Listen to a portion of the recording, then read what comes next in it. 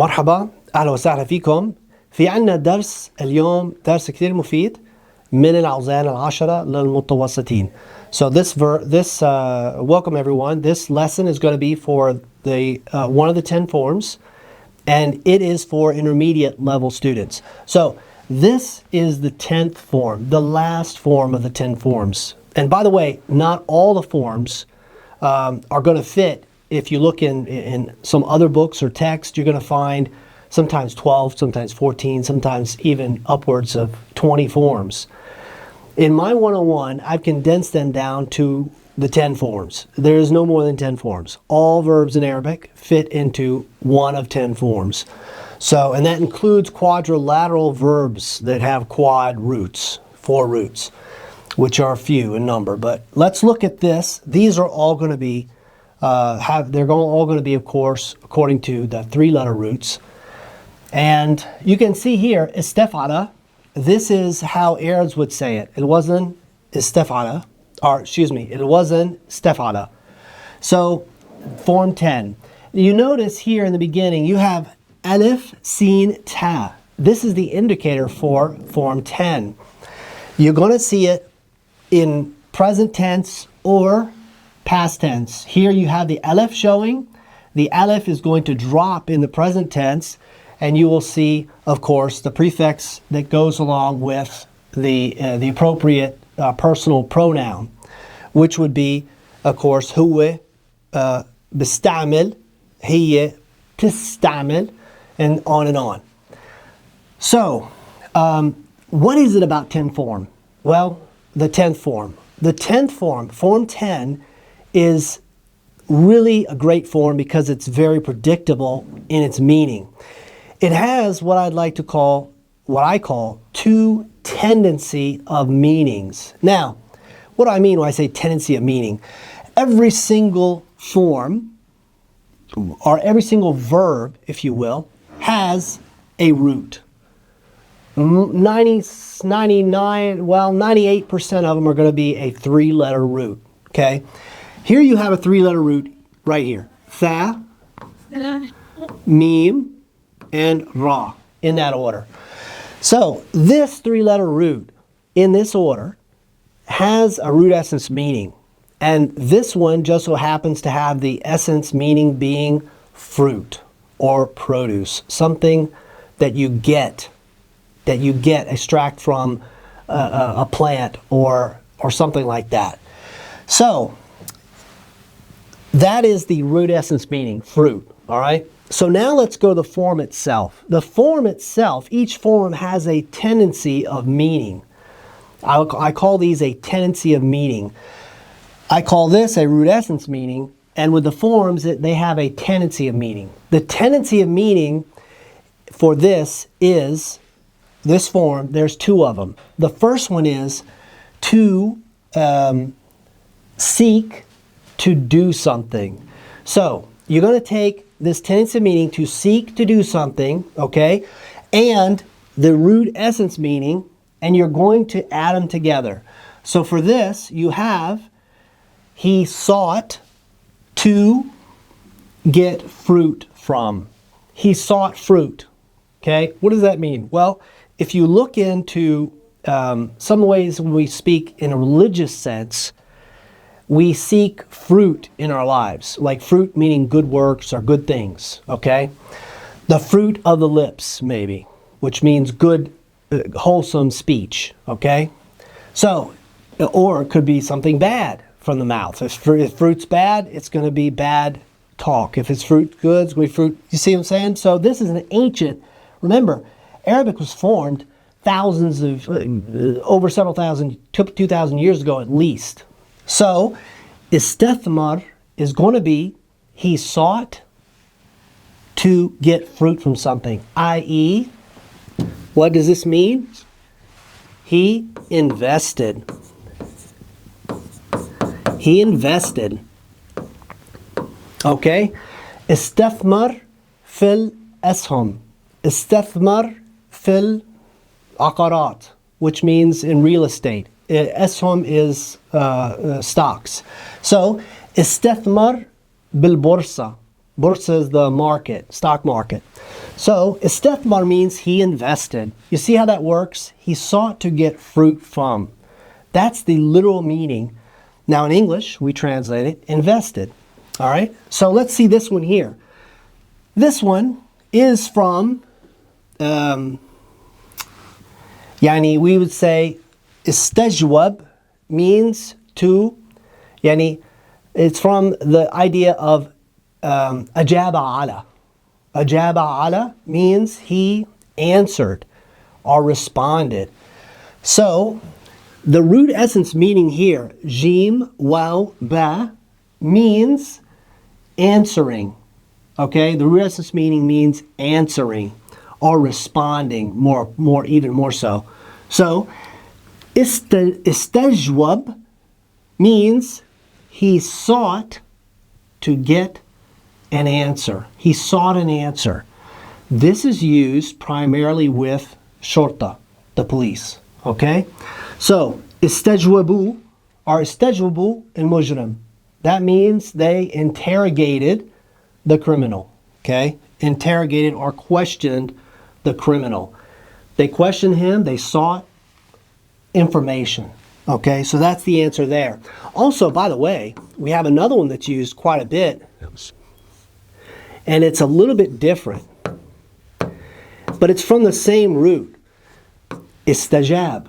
Okay? So istajab is from the same root. Jim, waw, ba. But here, it's just simply taking a different weak letter, the alif, instead of the waw. But it changes the meaning completely. Instead of to interrogate, he interrogated. Now we have istajab means God answered. So when we pray to God, all right, we get, when we say God answered my prayer, we would say Allah istajab salati or du'a'i. So istajab means he sought to answer. But here's the thing. It's not only a seeking to. In the Arabic past tense, sometimes the meaning in this form isn't just he sought to do something, but he did it. Okay? Istajab means he got an answer. Or I mean, he gave an answer, excuse me. He answered. Okay? But this is only used for Allah, or it could be used for like a politician or a leader, a government leader, or something like that. All right? But not for, we don't say this for normal, for normal people. Mostly for God. Okay, so here's the next one. It's the qawl. So this is from qawl. Qawl means saying or speaking. Okay, so now istaqal means, let's say he sought to what? Say. All right. Now, if you remember, well, you don't remember, but if you think back, way back, thousands of years ago, a couple thousand years ago, slavery was very common. Servitude was very common. And if you work for somebody, it's not like today where you had rights and all this. So employees didn't speak up. I mean, they didn't have a voice, as we say. This means he sought to basically give a voice, to speak. And it means he resigned. He quit. He said, "Khalas, I quit. I was totally quiet. I shut up this whole time and did everything you said, but now I quit."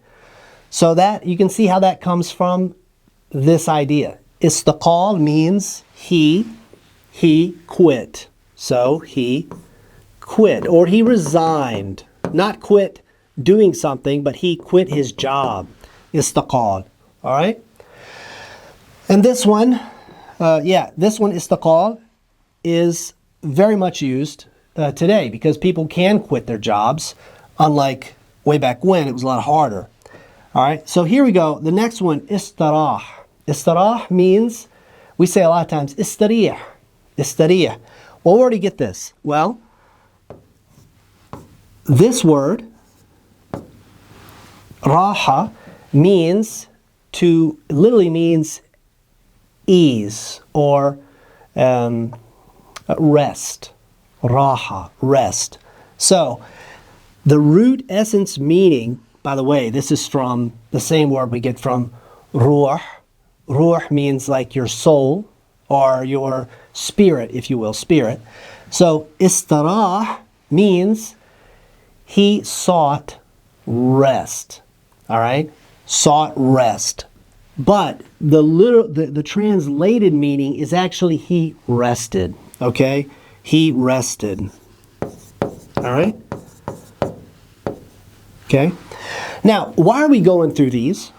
Well, these are, they're used, high frequency verbs. Some are more high frequency than others.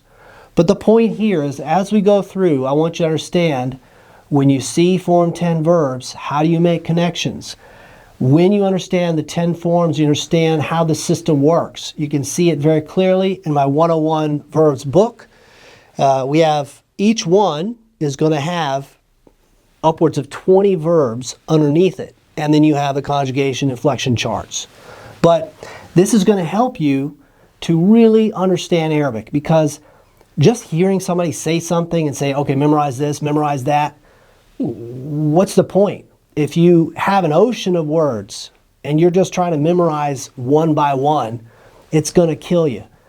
But with the 10 forms, knowing the system and how all the verbs are going to go with two tenses and meanings for this Form 10.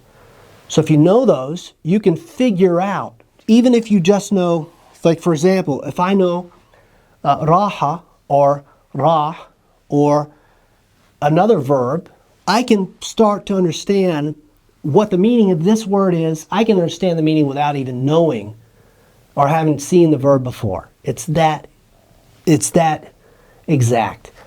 So he rested. Here the next one is istafsar. So tafsir is what we commonly use for religious books, and what they do is they give an explanation.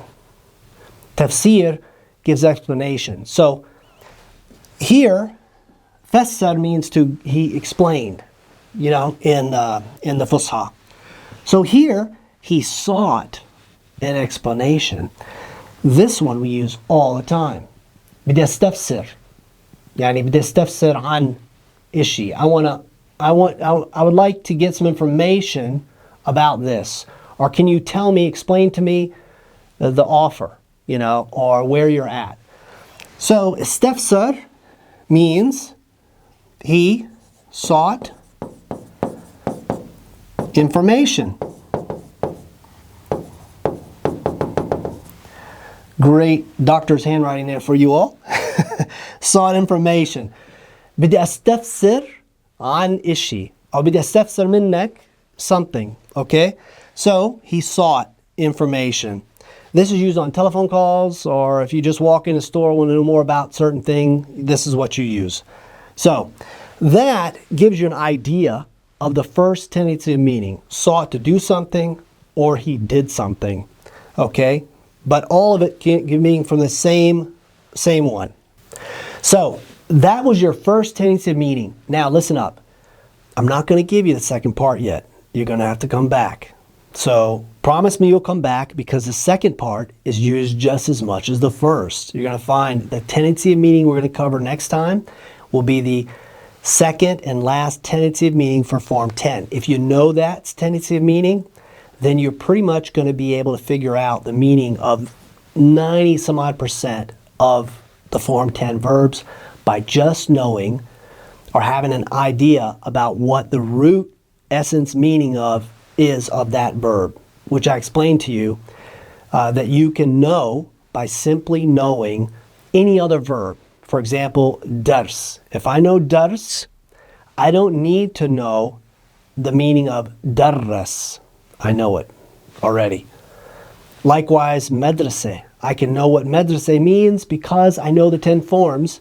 All I need to know is any word with the verb, not the verb, but the jadar, dal, ra, sin. Because now I know the root essence meaning from knowing one word. Okay? So, next time, I'm going to fill this board up for you with great verbs from the 10th form, the Form 10, and you guys are going to get a lot of helpful stuff from this. Inshallah, we'll see you next time, part 2.